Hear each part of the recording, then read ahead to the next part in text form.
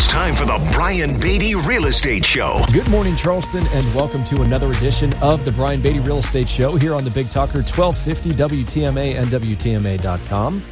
Well, it's that time of year again. It is hurricane season. So this year's, it's looking like it might not be a very good one. They're saying that we're going to have up to 19 named storms, 10 of which will be hurricanes, 5 of which will be quote-unquote major hurricanes. So I want to dive into what you need to know to protect your home, protect your family and your finances in the event a storm were to hit. Really what you need to know before a storm hits. So I want to talk about just insurance in general, right? It's been a hot topic in our area for years at this point. I want to talk about that and really what you need to do right now. I'll give you a little homework, so to speak, just to make sure that everything's going to be okay, right? Your ducks are in a row. You've looked at the policy. Your insurance agent has looked at the policy. You feel comfortable and confident that you are well protected. We're going to go through some of the things to look at, questions to ask, things to make sure that you take care of. I also want to talk about, I guess, the inaction of folks in this market at this moment. All you have to do is Google real estate news, and the majority of the news is overwhelmingly negative, right?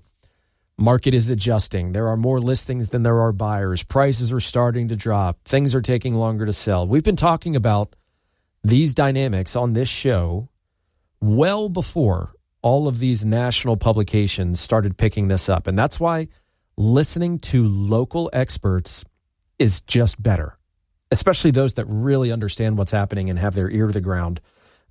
And so thank you to those of you that listen to this program and rely on this information to help shape your understanding of the market and then use those trends to your advantage so that when you're buying a home or when you're selling a home, you're more informed than the other party. You're more prepared and you know how to, quote unquote, play the game.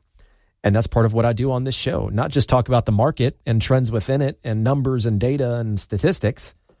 I teach you guys how to approach this process, the process of buying a home, selling a home.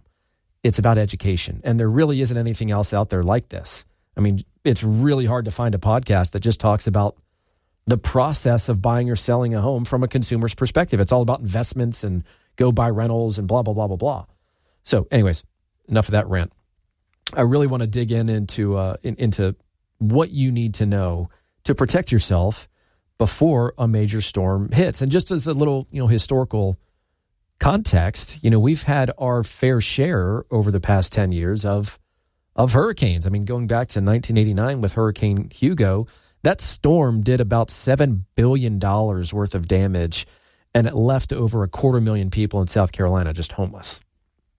Then we had Matthew in 2016, and then Irma in 2017, and Ian in 22.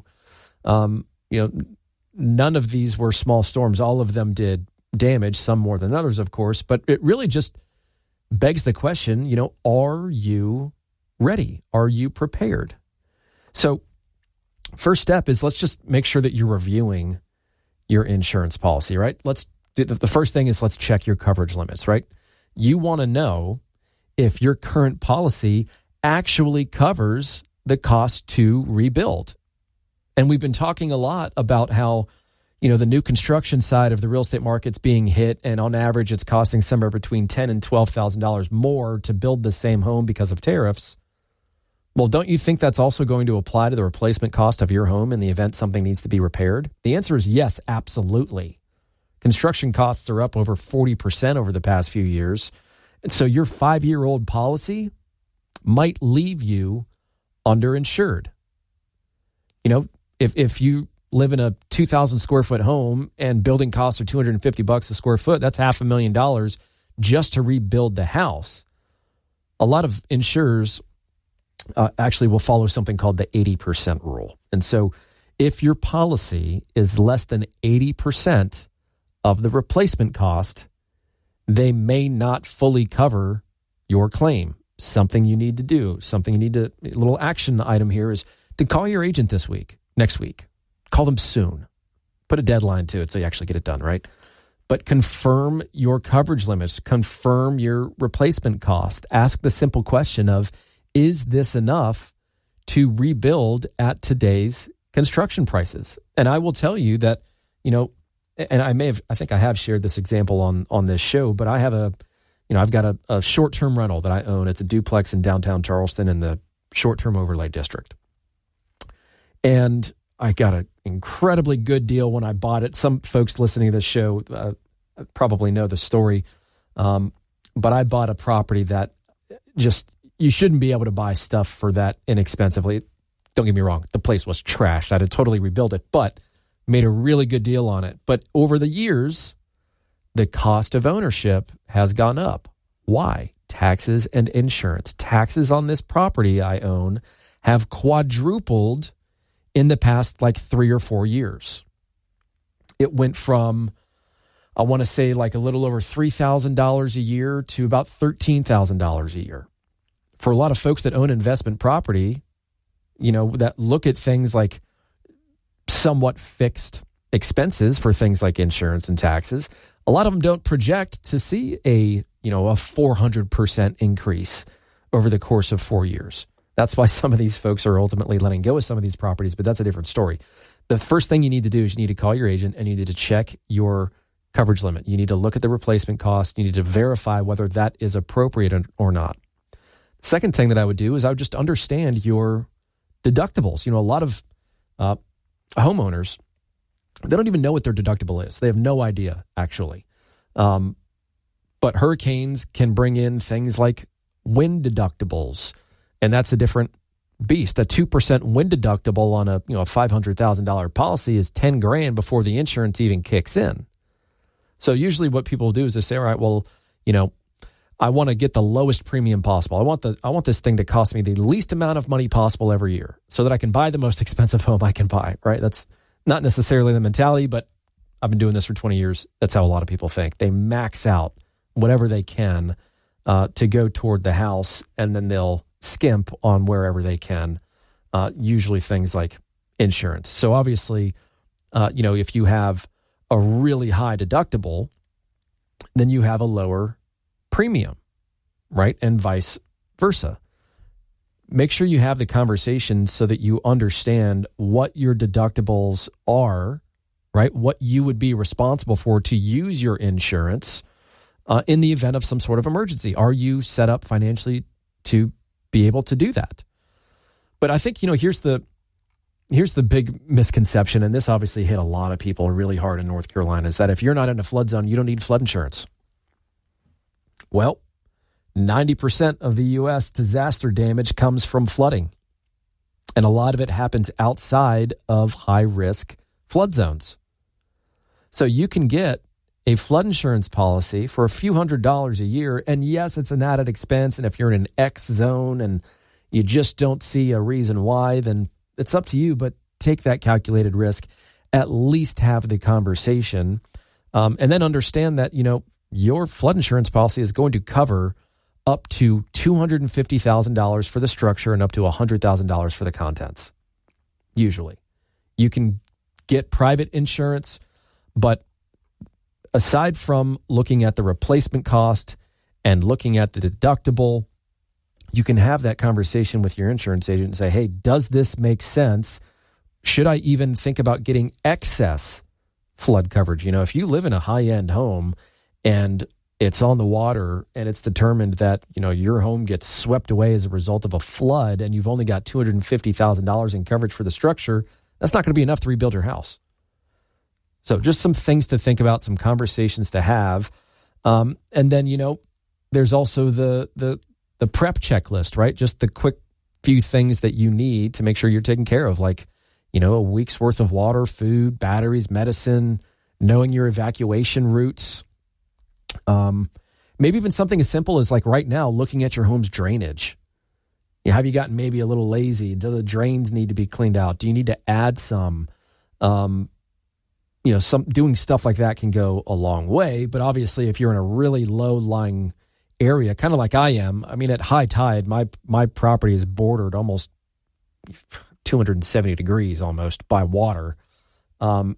So if I install like a French drain, that'd be great. But in the event of a flood, the water has nowhere to go. So, obviously make some smart choices there. But look at drainage, look at cleaning gutters, And then, having all of your information ready, like a copy of your insurance policy, your insurance card, your all that stuff. That's just the basics. But the thing that I really wanted, just for my own peace of mind too, to get off of my chest for today, for this show, first segment, is please have a conversation with your insurance agent.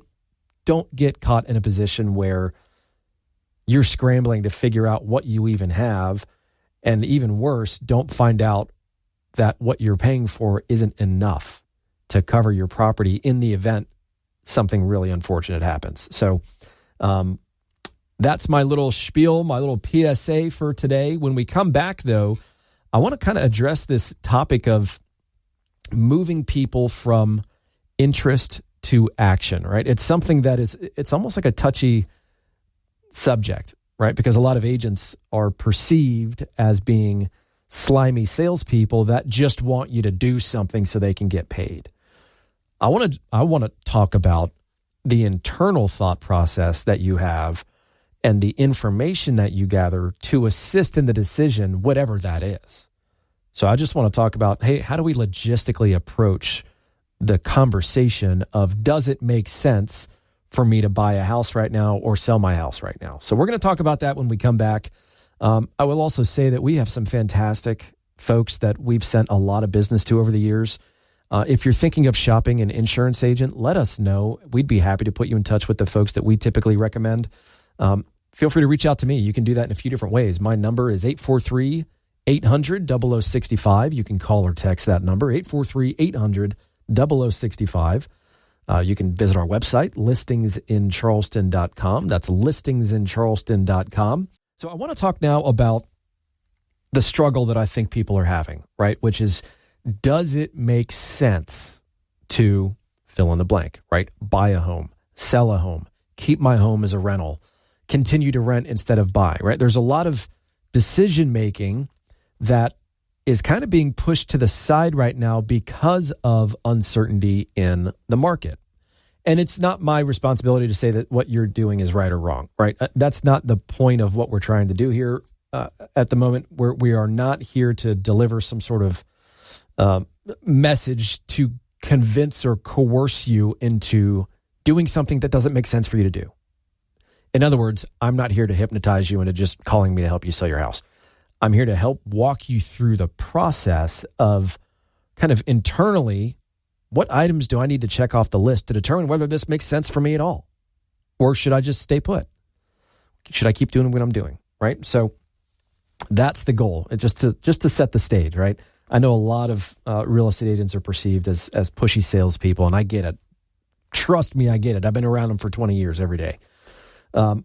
Again, this is more of an educational, thought-provoking conversation that you can have with yourself. So let me just kind of highlight a few things, all right? So, and again, just to kind of set the stage a little bit, like maybe you've thought about it, maybe you've talked about it at the dinner table, buying a house, downsizing, selling your current place, but, for whatever reason, something's just holding you back, something doesn't feel right, and the reality is you're not alone, right? Almost every day I speak with folks that say, we're just kind of waiting for the right time. So I just want to kind of unpack that and walk you through kind of exactly what you need to know in order to make a move confidently from interest to action, right? It's a no pressure conversation. And if that's something that you want to have a conversation with me about off air, I am not here to pressure you into a decision. I'm here to help think through the things that are important to you to determine whether we can accomplish your goal or not, right? So for homeowners, right, let's just talk about them for a moment. I'm thinking about selling, but, right, fill in the blank. I think here are some things that you really need to know if you're thinking about selling. The first is, do you know what your home is worth? I mean, really, do you really know what it's worth? Because the reality is Zillow's Zestimate just ain't cutting it. Any automated pricing tool out there is flawed. I have and pay for basically the most expensive, best automated pricing tool you can find, and it's still wrong. It gives you a really good idea. It's a good conversation starter, but the reality is They are using algorithms to determine what your home is worth based on the information they have. And the information they have is incomplete. It's incomplete because they don't know and haven't figured out quantitatively how to adjust for condition, upgrades, value of upgrades, and the motivation of the seller, right? That's why, and I'm sorry, I really haven't had to deal with this. I'm not going to create a complaint that's not necessarily something I'm experiencing a whole lot these days. But gosh, when Zillow's estimate first came out, it was like their word versus ours. And for a while there, it was a bit touch and go to try and help people understand that our opinion is better than that of a algorithm that's missing vital information, right? Now, even with all the information, a bunch of agents still get the pricing wrong. That's a whole other issue entirely. But the first question is, what is your house worth really, right? What is it really going to sell for in this market right now? Because even if you're looking, and I can tell you because we're dealing with it right now, even if you're looking at stuff that sold 6 months ago, that market is different than the market we're in right now. If you're looking at stuff that sold a year ago, we're even further away from that. We have to look at the market of here and now and understand what somebody would be willing to pay for your house right now, which is, again, it goes into the question, what is your home worth really? It's not what you want. It's not what you paid. It's not how much money you have into it. It's what a buyer's willing to pay you. That's it. So, what is your home actually worth? If you can get a true data-driven pricing strategy that looks at comparables, that makes adjustments for condition and upgrades or lack thereof and location and so on and so forth, and you're not the type of seller that has to sell immediately, right? In other words, you have a reasonable amount of motivation to sell your home. You'd like to sell it, but nothing's forcing you to sell immediately, right? That is going to get you what your home is really worth. So if you haven't had a professional equity analysis recently, that's something we do for folks, literally every day. So if you want to understand what your home is worth and ultimately what your walk away would be, or in other words, how much cash you have in your house, then it's not just about looking at comparable sales, but it's also helping you understand the cost associated with selling your house, given a few different assumptions, so that you understand ultimately what would you walk away with at the end of the day. If that's an analysis that you would like, we're happy to provide them, obviously at no cost. It's just part of what we do as a service, is help people understand what their home is worth. And, maybe at some point, if they do decide to sell their home, they remember the good deed and they give us a call. But happy to help with that. And I think another question that sellers have and have had for years, where am I going to go? Yeah, I could sell my house, but where am I going to go? There's nothing for sale. Well, that has changed. It's changed a lot. It's continuing to change. It's changing fairly rapidly, if I'm being honest. I look at all these different statistics when I'm, talking with folks about the value of their home, or we're meeting to discuss selling their home, or we're looking at investing in a certain area, if I'm talking to an investor of mine or whatever it is. But bottom line, I'm analyzing stuff all day long, right? I'm looking at what's available. I'm looking at what things should be selling for. I'm looking for opportunity for myself, for buyers. I'm looking at how can I consistently, no matter market dynamics, get my client, the seller, the best price possible. And there's a lot that goes into that, which is why just very quickly, if you want a copy of this guide that I wrote, I put a lot of time and effort into it. It's about 50 or so pages, but it is my 20 years of experience on paper, personally written, on how to prepare your home for sale, approach the process, and make as much money as possible with the help of a real estate agent too. So if you want to copy that, just text the word guide to 843-800-0065 and I'll send that over to you. Send the word guide or text the word guide to 843-800-0065 and I'll send that over to you. I'll just quickly reply, ask for your email address, and then send it over to you. All right, so this other question that sellers have had for a long time is, well, where do I could sell, sure, but where do I go? you're seeing a lot more options hit the market. They're staying on the market a little longer than a lot of folks that are selling their house right now would like for them to be on the market. But what's happening is more and more opportunities are being created. And so I had what I thought was a really good conversation with a client. We're working together, and we were talking about this kind of interesting window of opportunity that exists right now. And this is going to sound a little salesy, so I'm putting the disclaimer on there, but I think it's true. I 100% think it's true. You have sellers that, if priced right, marketed well, homes in good condition, are still getting multiple offers. They're selling in a week or less. Literally, for every 100 properties that hit the market right now, 24 of them don't sell with their first agent. Half of them have to take a price reduction. The other half don't, and they're selling for 100% of their asking price in 7 days. In fact, almost 1 in 3 transactions that are selling in that bracket are above the asking price.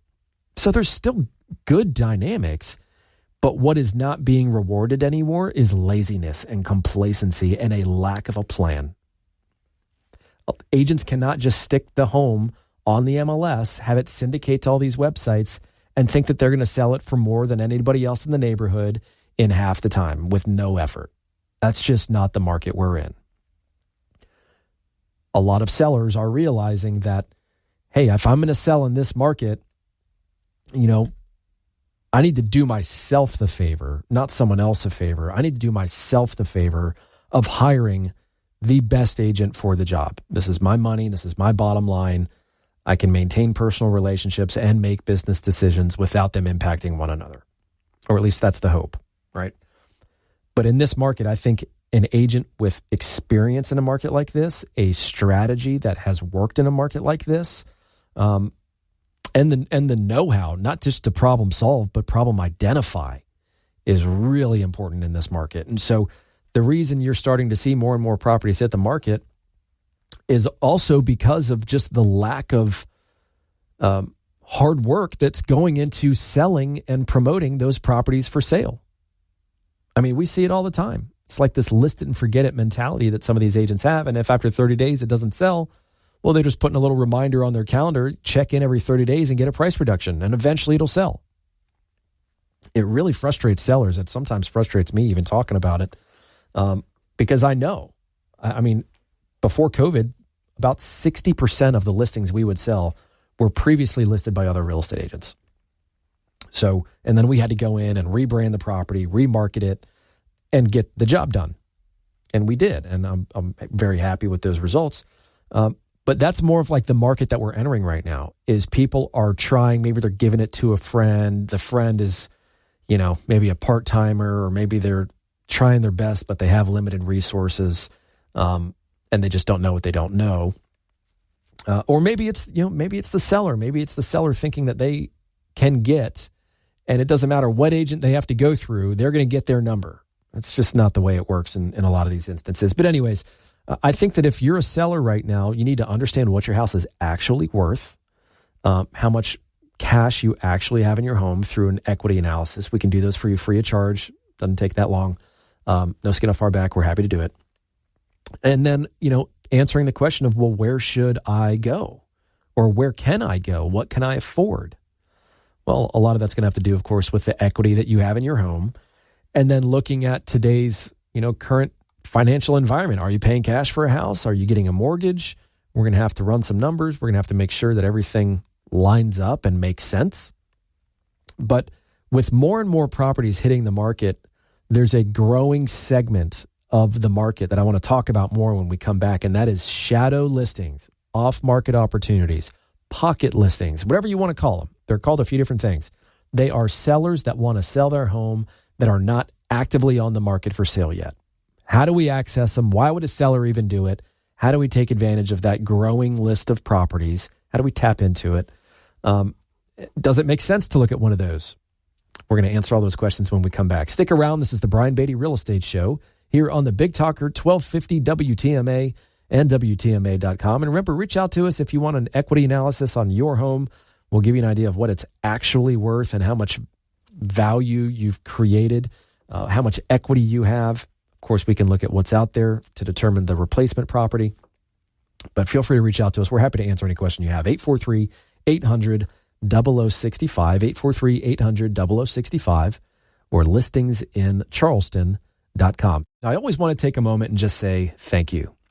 I really do appreciate those of you that listen to the show or that have caught us on YouTube or that follow our socials or a podcast. I just wanted to say thanks for all the support recently. It's been a really fun year. We've met some great new folks and continue to appreciate this opportunity as well. Love being on the market, on the radio, sharing information about the market to help you guys really understand what's happening, because that's the big challenge right now, is what in the world's actually going on? And how do I plan when it seems like things are up in the air right now? This is the type of market that causes people to just park it for a while until there's a true direction established. Here's the challenge. Things don't move that fast in real estate. Sometimes they do, but they're in response to major, major issues like, I don't know, our market crashing in 2008 or COVID. And obviously what we're dealing with right now is just the aftermath of that, right? You had a bunch of folks that were able to afford more home than they reasonably should have been able to afford because interest rates were lowered to next to nothing. And so people went from, hey, I'm working. There's this crazy virus that's keeping us all indoors. Our employer has now said, hey, we can work from anywhere, so I might as well move. And wait a minute, when I look at it, when I really dig into the numbers, right now I could go and sell my house that I have equity in, and I could buy something that's bigger and better and pay less than I'm paying now. Why not? Right? Why not? Well, now it's why should I? Right? Why should I give up my 3% interest rate and go and buy something for a 7% interest rate? It's either why should I or how can I? Right? A lot of people are just priced out of the market. They talk about, interest rate brackets that exist in the world right now. You've got people on one side that say, hey, I've got a 3% interest rate. I'm good. I don't need to move for a long time. And then you've got the other folks that say, I've been trying to move for, a year or two or three or more, but I can't afford to buy what I want to buy at a 7% interest rate. I need interest rates to come back down to the 3s and 4s, which isn't going to happen like anytime soon. It's something we should just forget about because if interest rates actually go down that low, we got bigger problems. We have big problems. So as a buyer in this market, how do we help folks at least sort through some of the craziness that they're going to watch, read, and hear in trying to self-educate on the current direction of the real estate market, right? I think the first question you ask yourself is, well, what can you actually afford in this market? And does that even excite you, right? We all know rates have changed. We all know insurance premiums have gone up. Taxes have gone up. Energy is more. Prices are high. But there might be more options than you actually think there are, because with a little bit of a weakening in demand and more inventory hitting the market, things are starting to balance out, right? You're starting to see more opportunity. But I think that people look at it too, if this, then that. They almost have goggles on, and they're looking in this one specific area. They're totally unaware of the other alternative ways to purchase a property and not have to deal with a 7% interest rate. Those would be things like assuming somebody's mortgage, VA, FHA. Maybe you're doing seller financing. Maybe the owner doesn't have a mortgage and that's not of concern to them. Maybe they want to turn that property into an income producing asset. So maybe they sell the property to you and they hold a mortgage on it. Maybe you go and buy a new construction home and the builder also owns the mortgage company and they've manipulated rates and you're getting a 4% interest rate or a 5% interest rate. I've seen even lower than that. Got to know who the builders are, but and those are things we can tap you into. But those are just some of the things that come to mind when buyers say, I just don't know if now is the right time. And without being too aggressive, I guess my question would be, well, what is it that you don't know that you need to know in order to determine whether now is the right time or not? Right? It's the challenge of determining, number one, what direction is the market headed so that you have peace of mind. Okay? But there's also the opportunity cost of that decision. Does it make more sense to wait? Does it make sense to continue to rent versus buy? These are things that are, there is no one-size-fits-all answer. And that's the truth. I can't be on this radio station and tell you that overwhelmingly, yes, it makes sense to fill in the blank. And that's because everybody's situation is different. It takes an understanding of what they're trying to accomplish and then understanding the rules that we have to play by, right, to an extent, right? The dynamics of the market. Is what you're trying to accomplish basically going to work out for you? Or is it such an incredibly outlandish goal that maybe that agent doesn't want to be along the ride with you on? And that's an honest truth too. You know, we have, especially when markets soften, you have people that come out of the woodwork that say, I want to buy $1 million property, but I'm not paying over $500,000 for it. And I want you as my agent to go and make, I don't care how many offers it takes. I'm going to find somebody that's going to sell me their house for half price. Now, they're going to be, agents have differing views on that. On one hand, the agent could say, they're my client. I am contractually bound to try and accomplish their goal. You have other agents that say, I'm not willing to give you the 10 years of my life it's going to take to find that type of property through traditional means. And then you've obviously got the majority of people in the middle. The challenge is, on one hand, we've got this idea that properties are still appreciating even though every dynamic of the market is basically in the red, right? Things are taking longer to sell. You're getting less than what you were getting this time last year, more inventory, less closings in comparison, blah, blah, blah. Fill in the blank. Like the trends don't look good, and they're finally starting to show up in the form of data, but we've been talking about it on the show for like half a year. And I dare you to go back and listen to those shows and prove me wrong. I've been on this case for a while because I follow this market really, really closely. And what's going to happen right now is people are going to start to question value, right? What is it actually worth? Is it worth what somebody recently paid for it? Is it still worth more because the percentage in that area says that the median sales price has gone up 3%? I mean, how do we determine that? So there's going to be uncertainty around value. That is an opportunity as a buyer. Obviously, it's an opportunity too as a seller if you're backed by a strong real estate agent that knows how to articulate value. I think you also have a lot of buyers right now that, again, they're just stuck on this one-way train of interest rates are 7% or whatever the actual number is. They change multiple times even per day. But I'm telling you guys, there are alternative ways of purchasing property that make a lot of sense financially. So if the quote-unquote interest rate is what's blocking you from buying a property, I would challenge you to look at alternative methods for purchasing property and then ask yourself why that can't be you. For those of you that are waiting for rates to drop, we might see a little movement. We might not. I don't think we're looking at interest rates dropping off the shelf anytime soon because our market is so incredibly dependent upon fluctuations in this little category that we look at all day, every day, right? Is interest rates, interest rates, interest rates. It's the bad guy. If we get rates to come down a quarter point, half a point between now and the end of the year, I'd be happy with that. Are we going to get to 4%?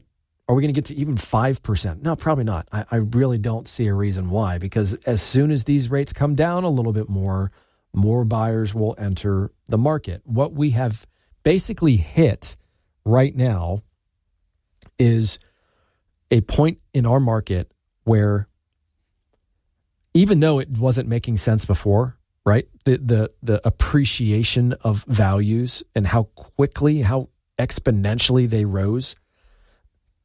What we're realizing, I think, as a market in general, even though, again, we've been talking about this for months on this program, is that we have hit a natural ceiling in terms of what we can charge for a house and what people are willing to pay.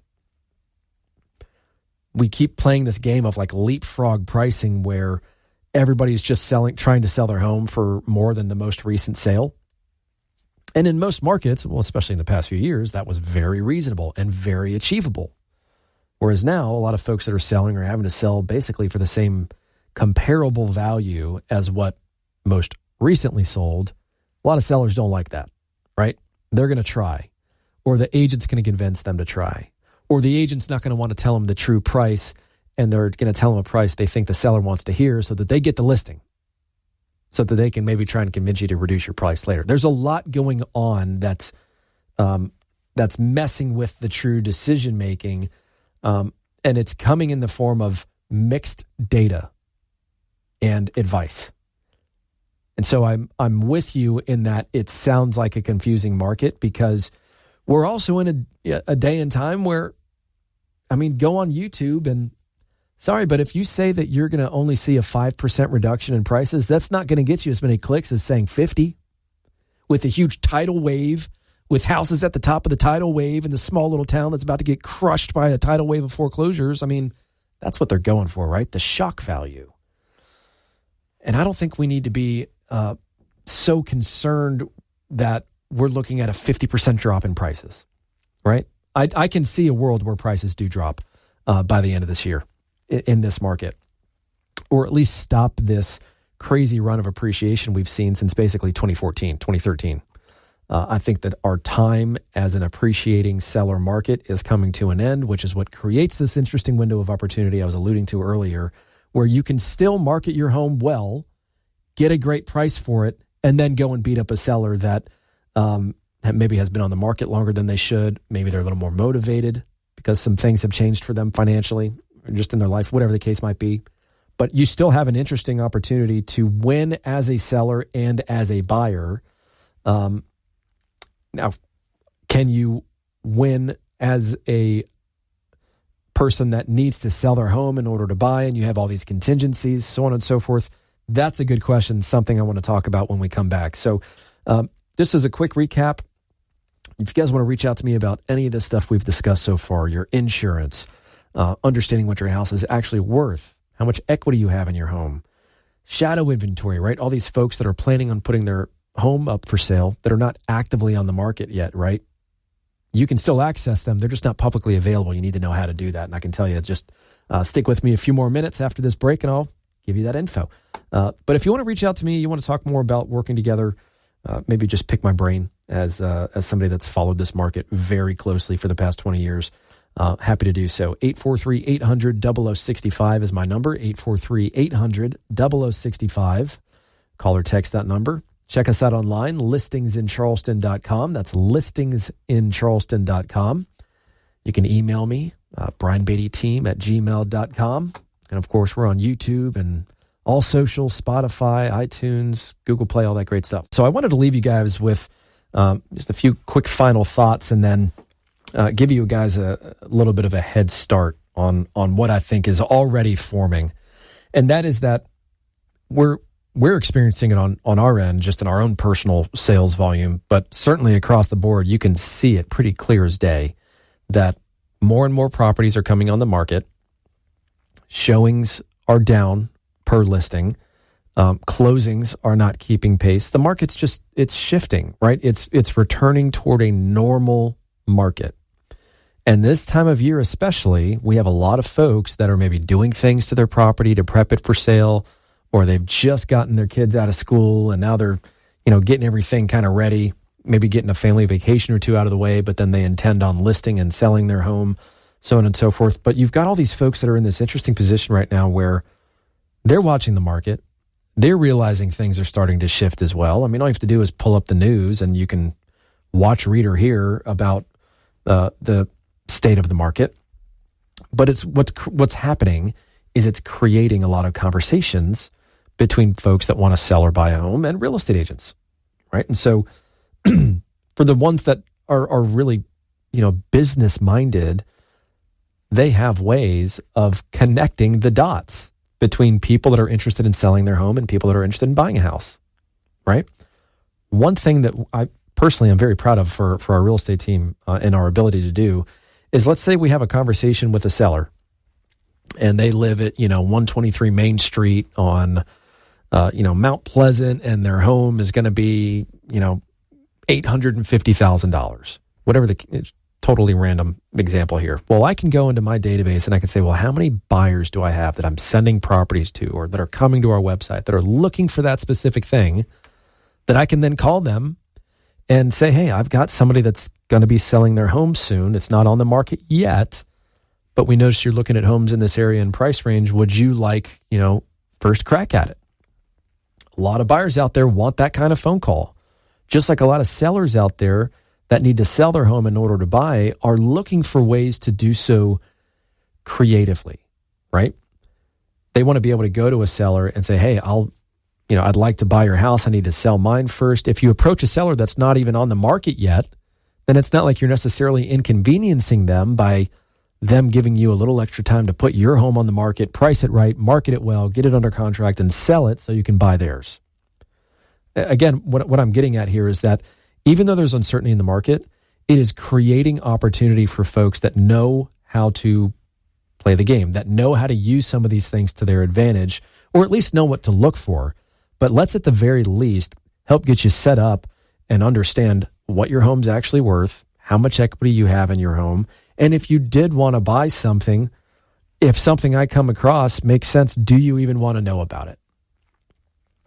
From there, you can then kind of guide yourself in terms of which agent you want to work with, no agent at all, fill in the blank. But, I'm out of time. I did want to say a few more things, but I'll save it for next time because I'll be around. Thanks a lot, guys. Enjoy your weekend. Thanks for listening to the Brian Beatty Real Estate Show. Remember to give me a call if I can help in any way, 843-800-0065 or listingsincharleston.com. You guys enjoy your weekend. Join us for another edition of the Brian Beatty Real Estate Show next Saturday morning at 9 and Sunday morning at 10. Find him online at listingsincharleston.com. That's listingsincharleston.com. Or call him at 843-800-0065. That's 843-800-0065.